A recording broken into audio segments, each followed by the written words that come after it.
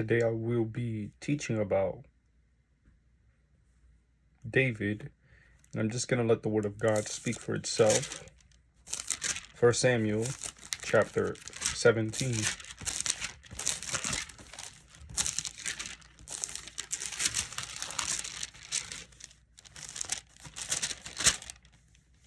1 Samuel chapter 17. Actually, as a matter of fact, 1 Samuel chapter 16, verse 1. 1 Samuel chapter 16, verse 1. Samuel anoints David. The Lord said to Samuel, "How long will you mourn for Saul, since I have rejected him as king over Israel? Fill your horn with oil and be on your way. I am sending you to Jesse of Bethlehem. I have chosen one of his sons to be king." But Samuel said, "How can I go? If Saul hears about it, he will kill me." The Lord said, "Take a heifer with you and say, 'I have come to sacrifice to the Lord.' Invite Jesse to the sacrifice, and I will show you what to do. You are to anoint for me the one I indicate." Samuel did what the Lord said. When he arrived at Bethlehem, the elders of the town trembled when they met him. They asked, "Do you come in peace?" Samuel replied, "Yes, in peace I have come to sacrifice to the Lord. Consecrate yourselves and come to the sacrifice with me." Then he consecrated Jesse and his sons and invited them to the sacrifice. When they arrived, Samuel saw Eliab and thought, "Surely the Lord's anointed stands here before the Lord." But the Lord said to Samuel, "Do not consider his appearance or his height, for I have rejected him." The Lord does not look at the things people look at. People look at the outward appearance, but the Lord looks at the heart. And Jesse called Abinadab and had him pass in front of Samuel. But Samuel said, "The Lord has not chosen this one either." Jesse then heard Jesse then had Shammah pass by. But Samuel said, "Nor has the Lord chosen this one." Jesse had 7 of his sons pass before Samuel, but Samuel said to him, "The Lord has not chosen these." So he asked Jesse, "Are these all the sons you have?"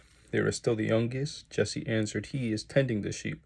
Samuel said, "Send for him. We will not sit down until he arrives." So he sent for him and had him brought in. He was glowing with wealth and had fine appearance and handsome features. And the Lord said, "Rise and anoint him. This is the one." So Samuel took the horn of oil and anointed him in the presence of his brothers. And from that day on, the Spirit of the Lord came powerfully upon David. Samuel then went to Ramah, David in Saul's service. Now the Spirit of the Lord had departed from Saul, and an evil spirit from the Lord tormented him. Saul's attendants said to him, "See, an evil spirit from God is tormenting you. Let our Lord command his servants here to search for someone who can play the lyre. He will play when the evil spirit from God comes on you, and you will feel better." So Saul said to his attendants, "Find someone who plays well and bring him to me." One of the servants answered, "I have seen a son of Jesse of Bethlehem who knows how to play the lyre. He is a brave man and a warrior. He speaks well and is a fine-looking man, and the Lord is with him." Then Saul sent messengers to Jesse and said, "Send me your son David, who is with the sheep." So Jesse took a donkey loaded with bread, a skin of wine, and a young goat, and sent them with his son David to Saul. David came to Saul and entered his service. Saul liked him very much, and David became one of his armor bearers.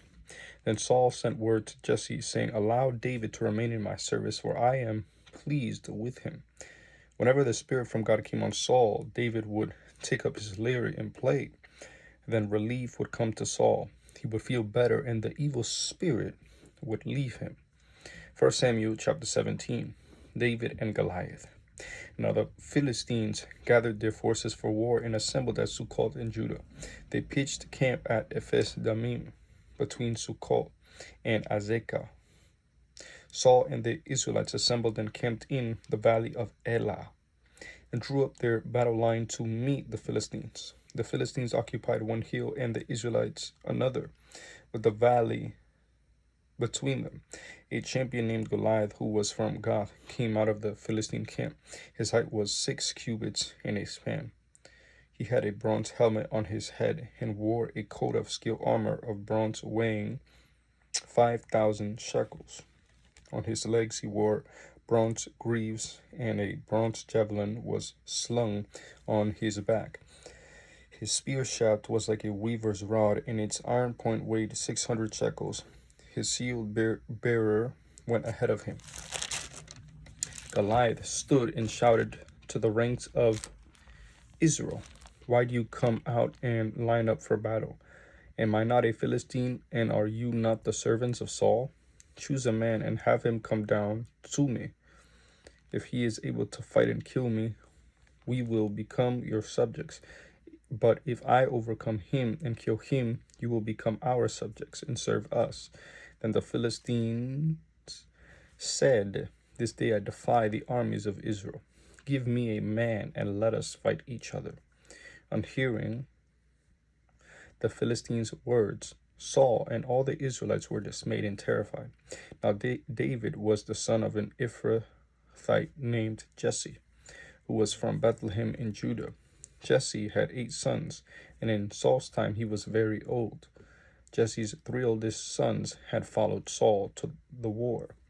The firstborn was Eliab, the second Amminadab, and the third Shammah.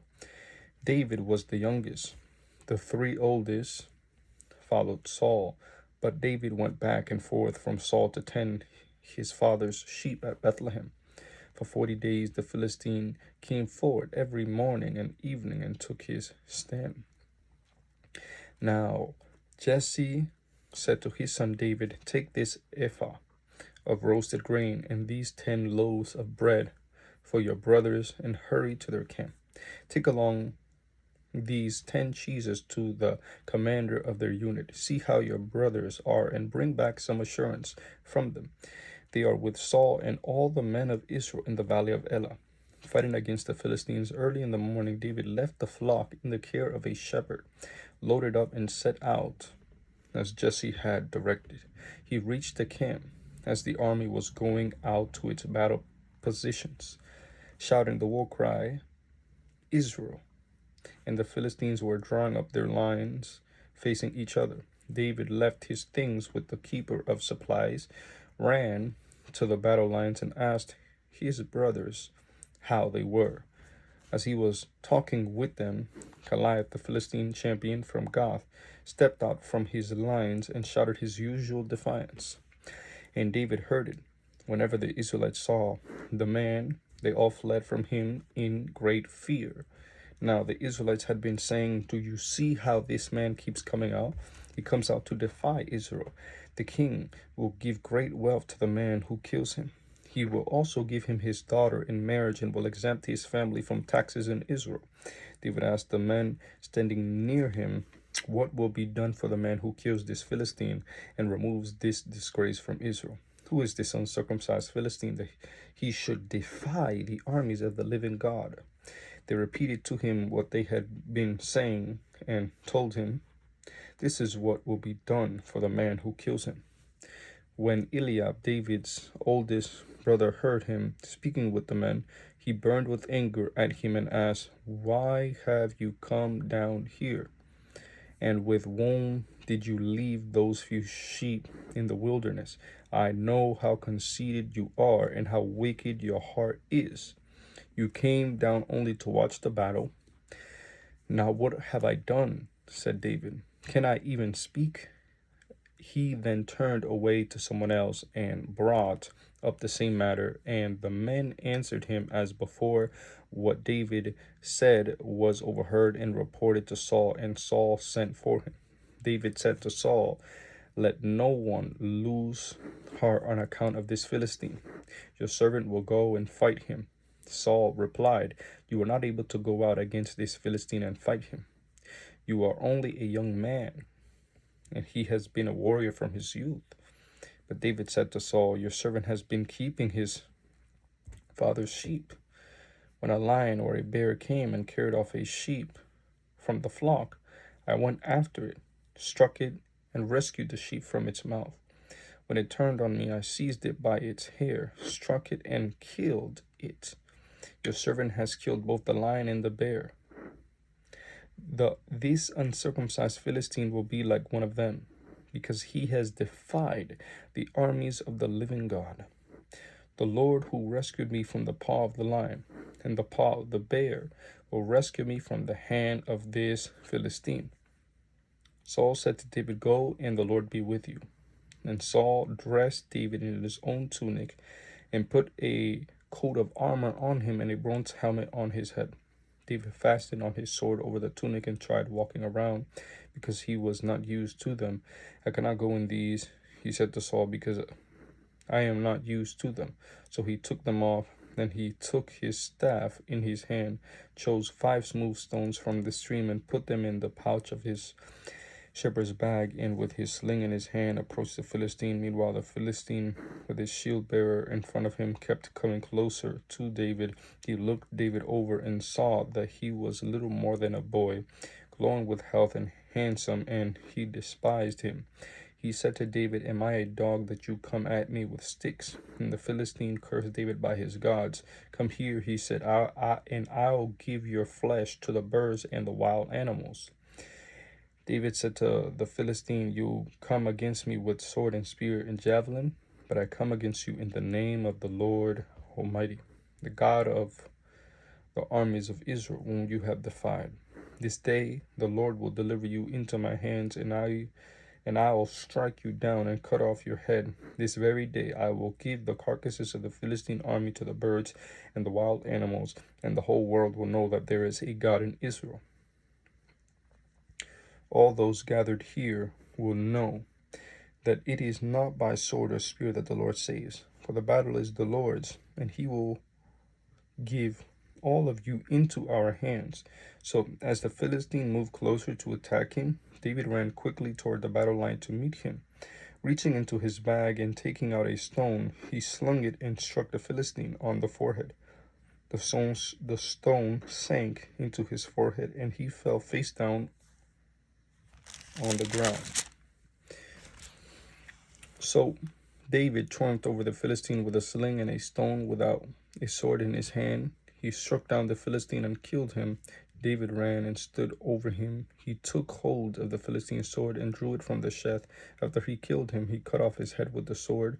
When the Philistines saw that their hero was dead, they turned and ran.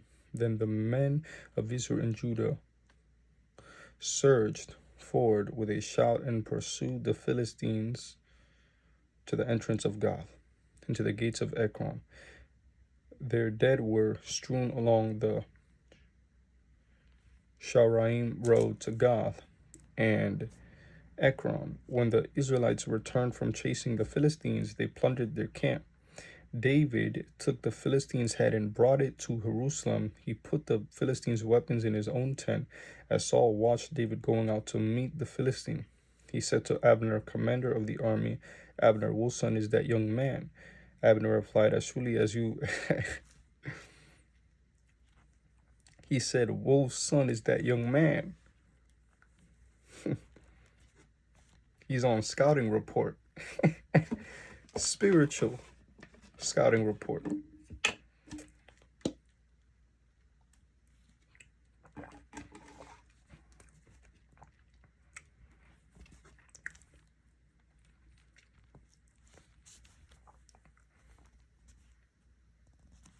Abner replied, As surely as you live, your majesty, I don't know. The king said, Find out whose son this young man is. As soon as David returned from killing the Philistine, Abner took him and brought him before Saul, with David still holding the Philistine's head. Whose son are you, young man?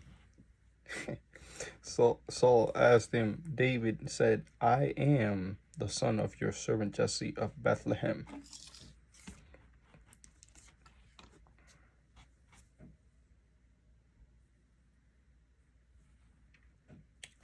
First Samuel chapter 18. This will be the last chapter that I read.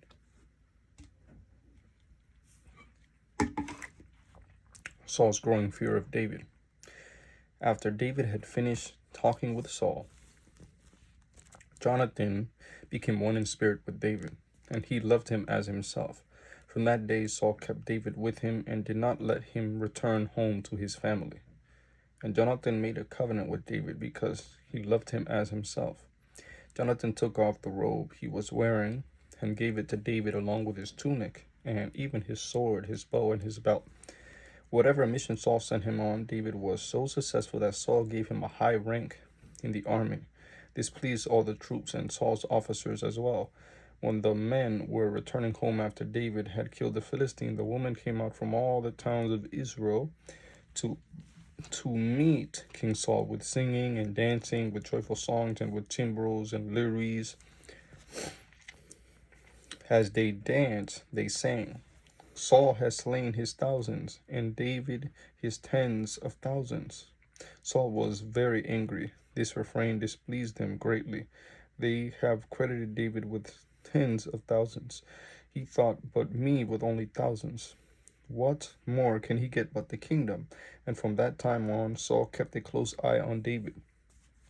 The next day, an evil spirit from God came forcibly on Saul. He was prophesying in his house while David was playing the lyre. As he usually did, Saul had a spear in his hand, and he hurled it, saying to himself, "I'll pin David to the wall," but David eluded him twice.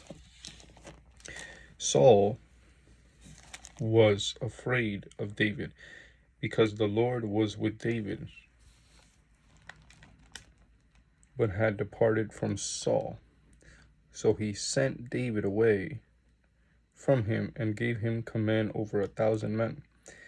And David led the troops in their campaigns. In everything he did, he had great success because the Lord was with him. When Saul saw how successful he was afraid of him. But all Israel and Judah loved David because he led them in their campaigns. Saul said to David, "Here is my older daughter Merab. I will give her to you in marriage. Only serve me bravely and fight the battles of the Lord." For Saul said to himself, "I will not raise a hand against them. Let the Philistines do that." But David said to Saul, "Who am I? And what is my family or my clan in Israel that I should become the king's son-in-law?"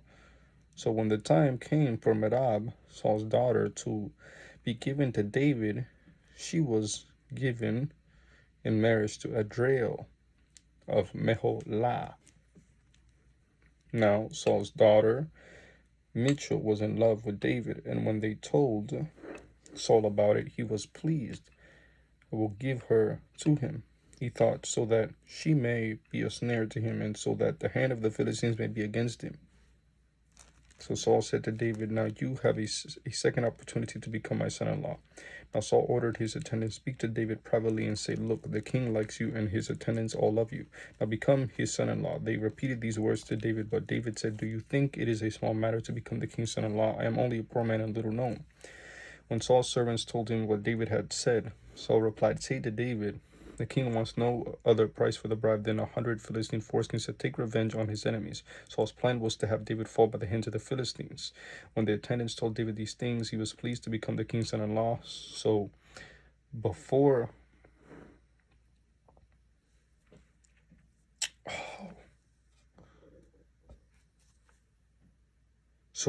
the allotted time elapsed, David took his men with him and went out and killed 2,000 Philistines and brought back their foreskins. They counted out the full number to the king so that David might become the king's son-in-law, and Saul gave him his daughter Michal in marriage. And Saul realized that the Lord was with David and that his daughter Michal loved David. Saul became still more afraid of him, and he remained his enemies the rest of his days. The Philistine commanders continued to go out to battle, and as often as they did, David met with more success than the rest of Saul's officers. This is only a little bit of David, but I want to stop there. There's way more, right? He becomes the king of Judah and the king of Israel and what have you. But I will stop there. God bless you guys. Stay in tune because more videos will come out. God bless.